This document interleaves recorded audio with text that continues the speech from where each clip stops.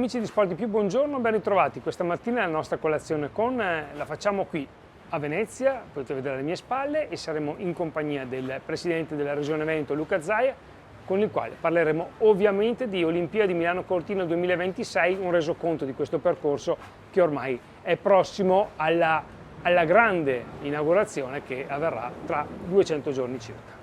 Presidente, tanto grazie per la disponibilità. Grazie a lei. Grazie per la disponibilità. Nel 2019, quando è stata annunciata la candidatura di Milano Cortina, lei ha detto: beh, mi prendo la rivincita, l'ho voluta questa Olimpiadi, mi prendo la rivincita su chi non la voleva fondamentalmente. Adesso sono passati quasi 6 anni, siamo quasi in prescrizione, si può dire che non voleva queste Olimpiadi? Ma guardi, io direi che le Olimpiadi sono nate da una mia idea, ricordiamola fino in fondo. Noi non eravamo, diciamo, assolutamente fuori dai giochi. Questa Olimpiade nasce da Roma come l'Olimpiade della Lombardia di Milano, doveva chiamarsi Milano 2026, questa è la vera storia. C'era già il dossier, io rispettosamente me ne sono stato fuori perché c'era un'unica candidatura nazionale. Nel momento in cui va al governo il Conte 1 e vedo che la sindaco Appendino di allora decide di candidare Torino, dico: questi litigano. Milano-Torino non c'è nella storia che non litighino. A quel punto me ne sono stato, diciamo, acquattato, come si dice, sì, in attesa. Ho atteso l'ultimo giorno possibile e utile per mandare la PEC a Losanna, e mi ricordo era un venerdì sera, ho inviato la PEC, tanto è vero che Malagò mi chiamò e dice: ma ti sei candidato alle Olimpiadi? Sì. Ed è iniziato, dopodiché quello che il resto è storia, loro litigarono, sì, e quindi saltò il tavolo, e a quel punto io proposi di fare questa doppia candidatura Milano-Cortina. Tanto è vero che all'inizio dissero: ma è impossibile, dobbiamo chiamarla Milano e faremo delle gare anche a Cortina. No, non funziona così. CIO accettò questo doppio nome e da qui ne viene fuori un nuovo rinascimento, visto considerato che poi noi siamo coloro che portano a casa le Olimpiadi dopo 70 anni. Esatto. Quindi c'erano 7 stati che si erano candidati. Tu dicevi: è impossibile che vinca Milano Cortina, perché Cortina le ha già avute le Olimpiadi. Siamo andati in finale con la Svezia, che candidava Ore. Ore tentava per l'8ª volta di avere la prima volta le Olimpiadi, quindi non le ha ancora avute nella sua storia, e noi abbiamo avuto le Olimpiadi. Molti mi hanno criticato quando ho lanciato, per rispondere alla sua domanda completamente, mi hanno criticato quando lanciai l'idea di candidare Cortina, e molti hanno fatto comunicati stampa, anche istituzioni, politici del territorio. Dovreste voi andare a cercarvi nelle rassegne stampa e magari fare una dichiarazione, un mea culpa pubblico. Un mea culpa. È ancora convinto che sia stato, sì, mi sembra proprio di capire che è stata una buona soluzione, una buona idea.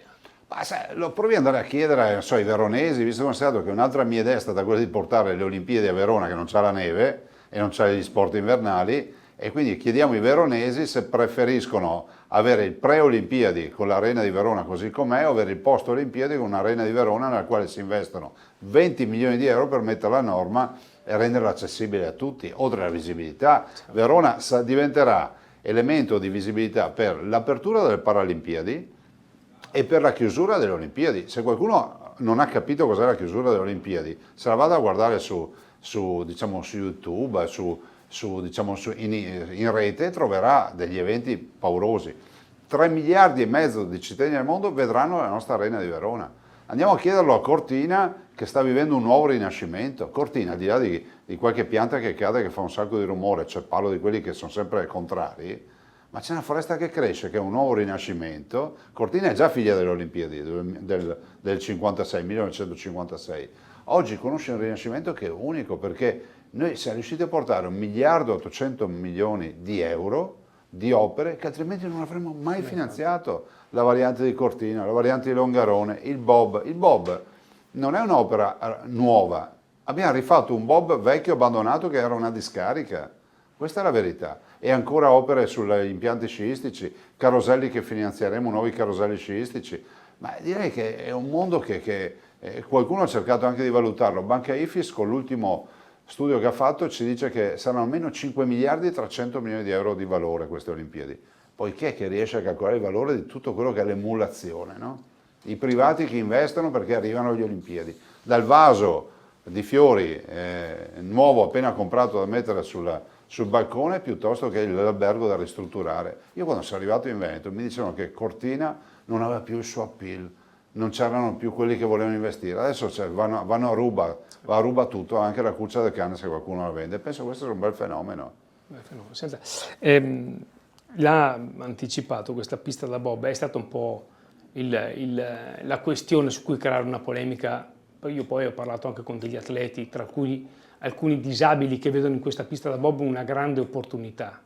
Ripeto, la pista da bob è stata un po' la questione per fare un po' di polemica. Ma guardi, allora, in questo paese c'è sempre il bastian contrario, questo ci sta, siamo un paese democratico, però sul bob si è esagerato. Intanto cominciamo col dire mi fa piacere che lei inizi con i disabili, perché questa pista da bob è l'unica al mondo progettata e omologata per avere il parabob, il paraslittino, il paraskeleton, cioè nel senso che le discese lo possono fare anche i portatori, diciamo, i disabili in generale, coloro che fanno sport ma non fanno sport paralimpico. Tanto è vero che io ho già chiesto più volte a CIO di autorizzare la disciplina paralimpica per il bob, sembra che non la vogliono ancora autorizzare, ma quantomeno che ci autorizzino di fare, diciamo, delle gare dimostrative già con il parabob. Allora, Cortina è la più vecchia pista di bob del mondo, 1928. Sono andati a far credere alla gente che vive distante da Cortina che noi siamo andati davanti a una montagna, l'abbiamo aggredita, abbiamo abbattuto 856 alberi, perché questo è il numero, secolari, per farci il bob. La verità è un'altra, che noi abbiamo abbattuto 856 alberi, non sono secolari perché sono tutti certificati e catalogati, ma abbattere anche un albero di un mese di vita è un danno. Ma ne piantiamo 10.000. Ma non li pianteremo, sono già stati comprati, visionati e non sono alberelli, ma sono già alberi. 2. La pista era una discarica abbandonata che inquinava, ricordiamoci che ha tutte le tubazioni con l'ammoniaca. Abbiamo speso 4 milioni di euro per bonificare la discarica, cioè per portare via tutta quella roba. Ne costruiamo una di più corta, perché è più breve, più ipogea, perché è più sottoterra, meno visibile. È un'opera iconica, lo è da un punto di vista sportivo perché comunque è l'ultima pista di bob che si costruirà nel mondo, ma lo è da un punto di vista architettonico e ingegneristico perché è da vedere l'opera. Io ho detto, è come la nostra Guggenheim Museum di Bilbao, noi avremo il bob di Cortina che lo va a vedere anche uno, vuole vedere un'opera iconica. Risanando e rinaturalizzando un intero versante di una montagna che prima era una discarica. Allora, sento dire che ci sono solo 14 praticanti di bob in Italia, io non so se sono 14, a parte il fatto che sono anche il bob, lo skeleton e lo slittino, sono 3 discipline. Ma se questo è il ragionamento, inviterei tutti a far chiudere gli autodromi in Italia. Quanti diciamo, piloti di Formula 1 abbiamo in Italia? Ma che cavolo di ragionamento è sto qua? Cioè chiudiamo gli impianti in base al numero dei praticanti, chiudiamo gli impianti di curling. Noi abbiamo la medaglia d'oro di curling che è la Stefania Costantini, chiudiamoli perché sono pochi. Ma che ragionamento è questo? Anzi, sarebbe l'incentivo per... Invece, dietro al ghiaccio, lo stanno dimostrando i tantissimi volontari che hanno investito sull'hockey e diciamo, su quello che sono i centri giovanili, i vivai, si investe su... Guardi, le parlo del mio paese, dove abito. San Vendemiano ha il più grande vivaio di ragazzini, di bimbi che giocano a hockey. Penso che siano parecchie centinaia, stanno facendo lo stadio, ma San Vendemiano... Io lo dico sempre quando vedo il sindaco, è come parlare della nazionale di bob giamaicana, perché in Giamaica esiste la nazionale di bob, la Fiat ne fece anche una pubblicità. Sì, sì. Allora, alla luce di tutto questo, noi facciamo un intervento che diventerà iconico anche per lo sport. Tutti i praticanti sportivi del mondo vorranno provare questo. Tanto è vero che siamo già candidati alle Olimpiadi giovanili invernali 2028, ci candideremo ai mondiali, insomma faremo un sacco di eventi. Questa Olimpiade è un lavoro di squadra, tante relazioni, ecco, relazioni Veneto con Lombardia, con il CONI. Questa Olimpiade ha aiutato a migliorare questa sinergia? Ma decisamente sì, si è sempre lavorato in squadra, è stata una grande sfida, poi consideri che la Lombardia ce li aveva già sostanzialmente, per quanto riguarda la scelta strategica nazionale, ce li aveva già in tasca, dopodiché ovvio bisognava vincere a livello internazionale. Noi invece abbiamo dovuto fare la battaglia nazionale per entrare in squadra, siamo saliti sul pullman e dopodiché a livello internazionale abbiamo assolutamente creato un contesto di relazioni utili, abbiamo fatto dei roadshow importanti, penso che la roadshow prima delle Olimpiadi che abbiamo fatto in Giappone è stata una roadshow, forse che è stata quella che ci ha fatto capire che potevamo vincere. Devo anche dire che il presidente Malagò ha fatto un lavoro strepitoso, perché le relazioni e i contatti che ha il presidente Malagò a livello nazionale e internazionale sono stati utilissimi per queste Olimpiadi. Ecco, mi ha anticipato, presidente Malagò, rapporti, mi sembra di capire, buoni, ottimi. Ecco, la sua situazione, che ha delle analogie con la sua, Sì, no? noi siamo sostanzialmente i due che hanno dato vita a questa operazione delle Olimpiadi. Considera che quando siamo partiti degli attuali attori, quelli iniziali c'ero io, Malagò e Beppe Sala. All'inizio c'era Maroni, che però diciamo, aveva ereditato sto dossier lombardo, no? Esatto. Da Roma.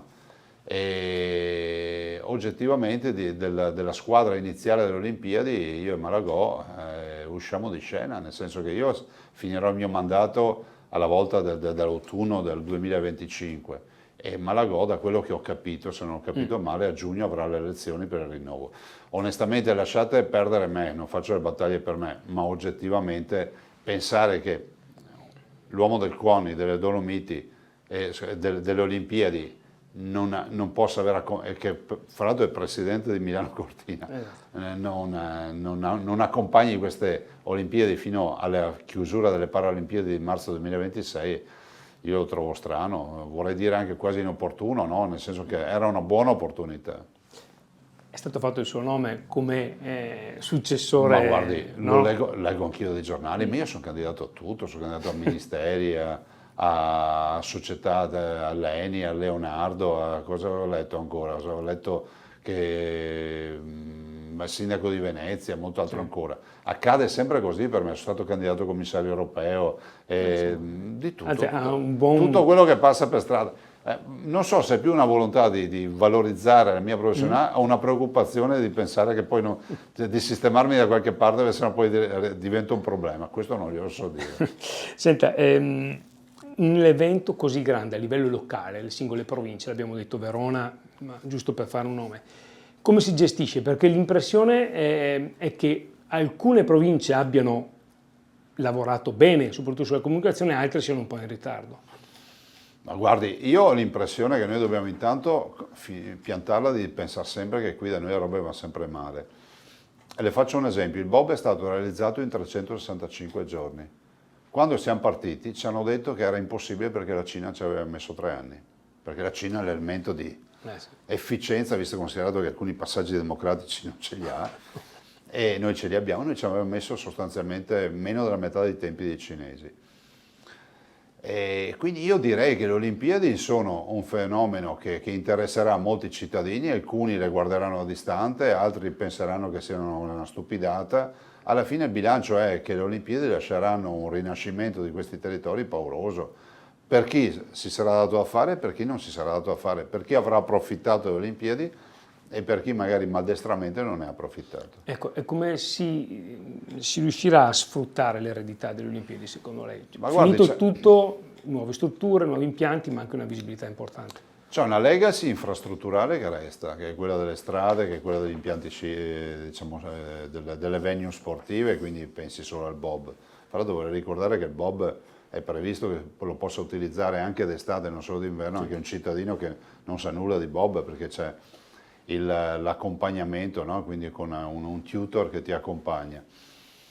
E dall'altro poi oltre a questa legacy, a questa eredità strutturale, ce n'è una diciamo immateriale che è quella della visibilità. Cortina oggi, l'abbiamo già detto, è figlia delle Olimpiadi del 1956. Cortina del 2026 e gli anni a seguire sarà figlia di un nuovo rinascimento. Pensi solo che Cortina oggi è oggetto di grandi ristrutturazioni, di grandi gruppi alberghieri che hanno scelto Cortina, che vorrà dire che finiremo di sentir parlare sempre di St. Moritz che sono più bravi, di altre località che sono più brave, perché comunque Cortina è unica, fra da un punto di vista paesaggistico, la piana ampezzana, cioè questa conca ampezzana è unica nel suo genere, è piena di sole, è stupenda, e queste Olimpiadi sono un booster, no? Sono quelle che hanno dato l'avvio, hanno rotto diciamo, l'argine in maniera positiva rispetto a un fenomeno, diciamo, a un percorso che altrimenti ci avremmo messo decenni per riuscire a farlo, E non per solo, innescarlo. non solo per Cortina, ma anche tutta certo. la parte, la zona di decentramento di quella. Beh, ne faccio un esempio. Noi stavo lavorando per un finanziamento, un grande finanziamento, assieme ovviamente alla Federazione Sport Ghiaccio, quindi a Jos, a Dottor Jos, che è il presidente, e per finanziare i palazzetti del ghiaccio in virtù del fatto che abbiamo le Olimpiadi. E ancora una volta si fanno investimenti nelle strutture sportive. Direi che queste sono solo alcune delle legacy. Farne un bilancio finale non glielo saprei fare. E Ca' Foscari, Bocconi e Sapienza, all'inizio io ricordo quando presentammo il dossier, dissero dai loro studi che avremmo avuto almeno 1,5 punti di PIL, ma poi chissà per quanti anni, chissà come, chissà quanto. Pensi solo a quanti giovani riusciranno a lavorare, pensi a quante attività, nuove attività prenderanno vita. Pensi solo che abbiamo già un'offerta da parte di 60.000 ragazzi che vogliono fare i volontari solo per le Olimpiadi. Il suo rapporto con lo sport in questo percorso com'è? È Beh, io sono sportivo. Sì, Ecco. si sente ancora più sportivo. Ma no, ma io sono sempre stato sportivo, le dico, fra l'altro parlo di Olimpiadi anche di Cortina con tranquillità perché io non sono un frequentatore, non sono un bravo sciatore, quindi lo faccio, nessuno può dire Mazzari lo fa perché c'è l'abbonamento tutti gli anni, saranno 6 anni che non metto più i sci e quando li ho messi mi sono strappato un polpaccio, cioè non è che sono una schiappa, a cavallo sono molto bravo, ma con gli sci Gli no. sci un po' meno. Però al di là di questo, io ragiono da manager, da amministratore delegato, c'è un problema, bisogna trovare una soluzione. Il problema era una montagna che stava morendo, che si spopola, perché se ne vanno un migliaio di persone all'anno dalla montagna veneta, una montagna che ormai è nel cono d'ombra e non si vede più, una montagna che non ha più la PIL di prima e oggi abbiamo dimostrato alle Olimpiadi, io ho pensato a questa operazione perché era l'unica soluzione per dare veramente un impulso. E io sono sportivo, faccio altri sport, però penso che lo sport dovrebbe essere una condizione da incentivare nei ragazzi e nei giovani, perché un giovane educato all'attività sportiva è un giovane che per tutta la vita farà sport. Ho 2 domande. Prima gli faccio una cosa di curiosità, parafrasando il calcio. Luca Zaia si sente più un difensore, un attaccante, un centrocampista, come mentalità? L'allenatore? Allenatore, così gestisce tutto il gruppo. No, nel senso è una battuta. Penso che ognuno debba giocare il proprio ruolo, però è fondamentale che ci sia sempre un lavoro di squadra. Il lavoro di squadra è fondamentale. Lavoro di squadra, apro una piccola parentesi, in maggio si festeggia il famoso scudetto, i 40 anni dello scudetto del Verona, insomma è stato uno degli eventi importanti, certo. no? Dello sport veneto, ma anche internazionale a questo punto, perché uno scudetto così probabilmente Non li abbiamo più visti, questo è il problema. problema, non li abbiamo più visti. Cioè, io ero ragazzino perché ho 57 anni, cioè avevo 17 anni e penso che è stata anche lì un Veneto Pride, no? Un orgoglio veneto. Pensare quanto abbiamo sentito parlare di quella squadra, di tutto quello che è accaduto.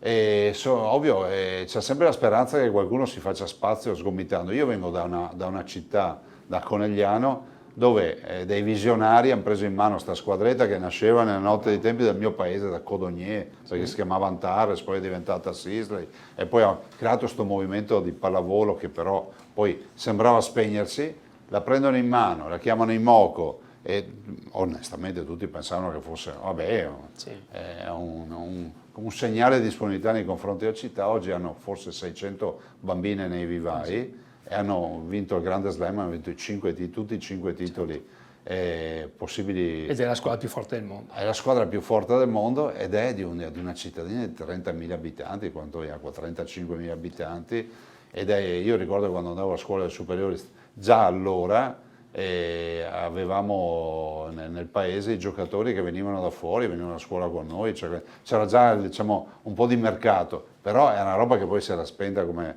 la luce di una candela. Adesso è questo, quindi se lo possiamo fare, se lo abbiamo fatto con il volley a livelli mondiali, lo possiamo fare con la determinazione e la forza di volontà ancora una volta con il calcio. Senta, da qui alla fine del suo mandato, ha qualche altra cosa che vorrebbe realizzare, qualche altro sogno che vorrebbe portare a casa prima? Ma guardi, intanto io ho scelto di arrivare alla fine del mandato e ho rinunciato alle europee. E questo l'ho fatto perché diciamo, gli impegni si mantengono. Io non ho mai lasciato cose a metà.